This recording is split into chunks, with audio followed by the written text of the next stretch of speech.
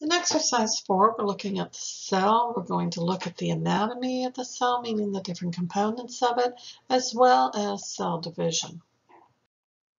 So if we look at our kind of nondescript animal cell, it is a eukaryotic cell, meaning it does have a nucleus, it does have membrane-bound organelles. As you can see in this diagram, there are several different structures that are labeled. Here is the nucleus right here. That is one of the defining characteristics of a prokaryotic versus a eukaryotic cell. The DNA is enclosed within the nucleus. This is one feature that makes it the eukaryotic cell, and you do have many of the other membrane-bound organelles as well. We're going to discuss some of these, but just very briefly, that here's the nucleus, as I said, with the DNA in it. We do have over here the smooth endoplasmic reticulum. Notice the surface of it looks very smooth as opposed to over here with the rough that has these little dark structures on it, which are ribosomes. In general, the smooth endoplasmic reticulum is going to be involved with things such as lipid synthesis. It will vary depending on specific cells. Some cells have very specific functions, and so you might see a little bit different function of some of these organelles. The rough endoplasmic reticulum, these ribosomes are on it, help to produce proteins, typically those that will be exported out of the cell. This structure over here is the Golgi apparatus. That is where the proteins that are made from the rough ER and these ribosomes will then move to the Golgi apparatus for final modifications and processing, maybe putting a sugar on it, maybe putting a lipid on it before it is exported out of the cell. The mitochondria, which are these structures right here, that is the powerhouse of the cell. That is where most of the ATP is going to be produced. And then you also have additional vesicles such as lysosomes, these little small vesicle right here that contains digestive enzymes, peroxisomes that help break down peroxide, the centrioles that are involved with cell division. So in the nucleus, as I said, that is the control center of the cell. It does contain the DNA. In eukaryotic cells, that DNA is linear. In prokaryotic cells, such as bacteria, it is circular. The nucleus, it is surrounded by what we call the nuclear envelope. Which is basically a double membrane. It does have pores in it so that materials can flow in and out of the nucleus. If it's a control center, it has to know what's going on in the rest of the cell. Inside the nucleus, you also have another structure. If you use a light microscope, sometimes you can see it when we do the staining. The nucleus usually is a darker, usually we use a blue stain, so it's going to be a darker blue. Sometimes in the middle of the nucleus, you can see a darker area, like a darker circle. That would be the nucleolus. Sometimes you see it, sometimes you don't. That is where what we call ribosomal RNA is made, or abbreviated as rRNA. That becomes a structural component of the ribosomes, which is the site for protein synthesis. Membranes, you have the plasma membrane or the cell membrane of all cells. And then in your eukaryotic cells, such as an animal cell, where you have these membrane-bound organelles inside that have special functions, they also have membranes. The function of a membrane is to control what moves in and out of that cell or what moves in and out of that organelle. And the specific function is going to be related to the proteins that are embedded or the proteins that may be on the surface of that membrane. So the membrane itself is classified as a phospholipid bilayer, and it has proteins, as I just said, that will be embedded in it. It is what we call a fluid mosaic, and it's also selectively semi-permeable.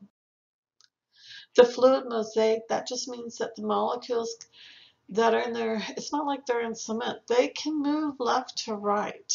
So think of if you've ever been to the beach and you see seaweed, and as the waves are moving back or the currents passing by, you see it kind of gently moving side to side. That's essentially what's happening. Cholesterol is needed to help stabilize the membrane. So cholesterol often gets a bad rap.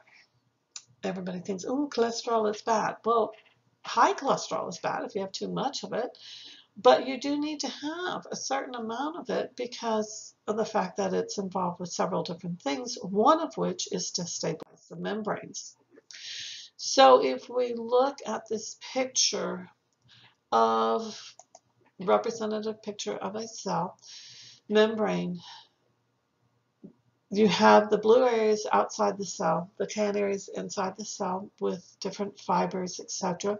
Integrins are simply proteins, and an integrin is technically, that is a protein that does span the width of the membrane. So here's your plasma membrane right here. And so because this protein does extend the entire width, it would be called an integrin. You have your phospholipid bilayer, so you have two layers. You have from here to here is one layer, from here to here is the second layer. And notice these yellow portions, which are your what we call the tails. They're the hydrophobic areas. They tend to turn in towards each other. So you have the phospholipids, you have the proteins right here. This is showing a cholesterol. And you can see there's another one here. They're scattered throughout periodically to help stabilize the structure of the membrane.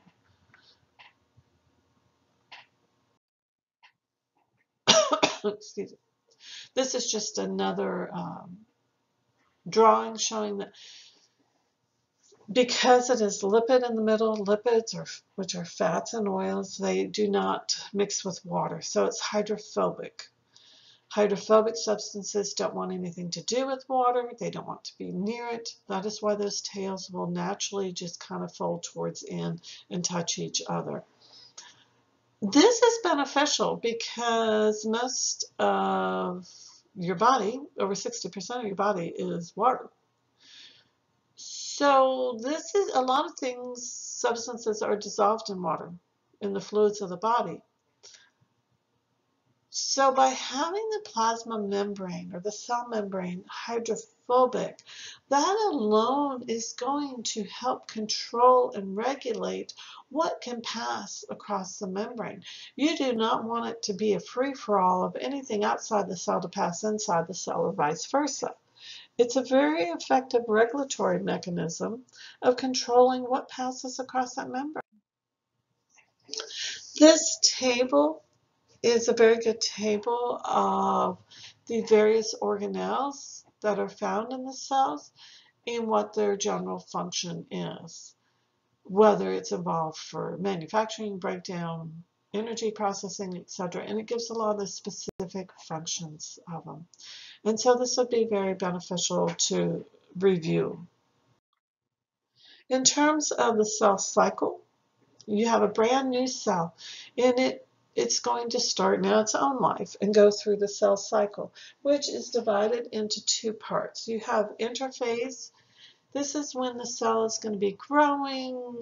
It's also going to include when the DNA replicates and the organelles replicate prior to cell division. And then you have the mitotic phase, which is actually the point of cell division. If we start off by looking at interphase, this is where most of the lifetime of a cell is spent in. It tends to have very high metabolic activity, meaning there's a lot of chemical reactions going on. And yes, we divide it into three parts because you know how we like to divide everything up. We divide it into G1, S, and G2. So G1 refers to the first gap. This is where you have a brand new cell and immediately enters into the G1 and the cell's growing in size. You have a lot of chemical reactions like glycolysis and the Krebs cycle going on. And then it's going to move into the S phase. The most important thing about the S phase is this is DNA replication. And personally, I don't care if you say it's DNA replication, DNA duplication, or DNA synthesis. You have one copy of the DNA and you make another copy of it. This has to occur before you can enter into cell division because each brand new cell needs its own copies of the DNA. So that means you have to make the copy of the DNA before you go through cell division. This is when that copy of the DNA is made. After the DNA is replicated, then the cell moves into the G2 or the second gap phase, and this is when the cell growth is continuing. You are now essentially preparing for cell division, so you're going to be making a lot of proteins. You still have to carry out basic metabolic processes. And then you would eventually move into the mitotic phase or the M phase. This is subdivided into mitosis and cytokinesis. Mitosis technically refers to just the division of the chromosomes. Cytokinesis refers to the division of the cytoplasm. So we do distinguish between those two. So when you have a new cell, what happens is here's a brand new cell. It is going to move this way around through the G1. It's growing. It's carrying out metabolic processes. It starts to get the signal, okay, we're going to want to go through cell division soon, so you better replicate that DNA during the S phase. Once that is completed, okay, now you can move through the G2 phase. And now when you get the signal, okay, now we can go through mitosis, divide the chromosomes, divide the cytoplasm. They're timed to end at the same time. And bingo, you end up with two brand new cells who will now go through this whole process again. In terms of mitosis, there are some distinct characteristics or things that we see, occurrences that happen during it. So if we look at this diagram, it starts off with the interphase. Interphase is not a part of mitosis. That is, as I've said, your cell's just growing. If you were to look at the cell under a light microscope, you do a stain so that you can, if without staining, you're not going to see anything. If you stain it, you'll be able to see the nucleus. Depending, sometimes you can see the nucleolus. Sometimes you see it, sometimes you don't. There's no magic trick to it. It just varies. I think sometimes, if you stand on your right foot and you blink your left eye or something, you're able to see it. It has to do with how much of the stain is added and the health of the cell, etc. In interphase, you'll be able to see the nucleolus, like say maybe. You'll definitely be able to see the nucleus. You're not going to be able to see much else in the cell because of just the size. When you look at cells going through mitosis, some of these distinct things that you will see is that there are certain stages and there are certain things for each stage. The stages of mitosis are prophase, metaphase, anaphase, and telophase.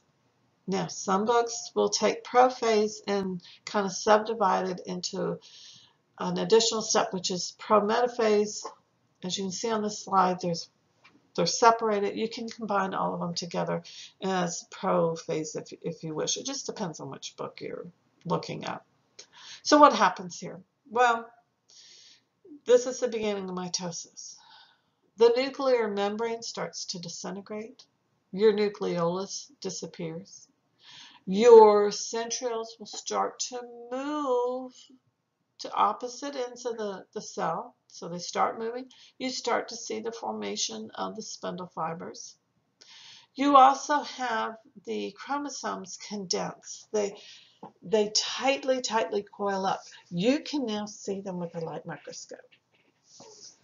By the end of prophase, the spindle fibers will have attached to the chromosomes.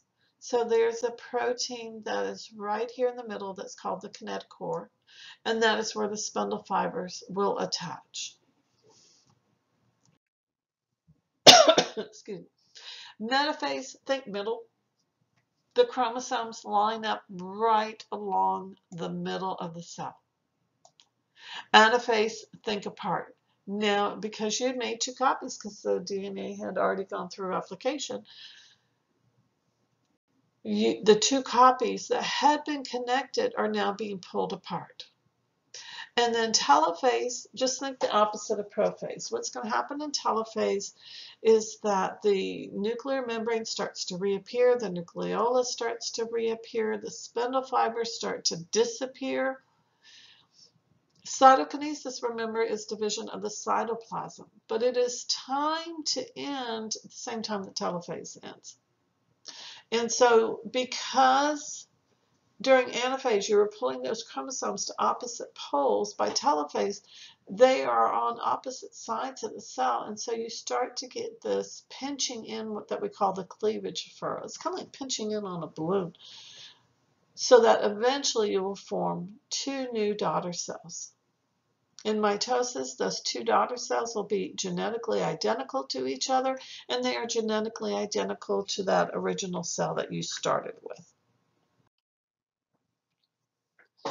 In this picture, this is of onion cells, and it's really kind of a neat picture. Okay, I'm a science geek, but I think it's really kind of neat. If you look at this cell right here, you really cannot distinguish the individual chromosomes, can you? Right here you can make out the nucleolus. It's a little darker area. So that cell's an interphase. Compare that to this cell right here. Look at this nucleus. See how dark it is? Those are the chromosomes that you're seeing there. The nuclear membrane is disappearing. You don't see a nucleolus in there. Metaphase is one of the easiest ones to distinguish. Look at the chromosomes right here, all lined up across the middle. Definitely, that is metaphase. Look at this cell right here. Here's one of anaphase. See how they're being pulled apart? This is another one in anaphase. The chromosomes are being pulled apart. This over here is telophase. See how they're already at opposite ends of the cell now? And then right here, look at this. You're reforming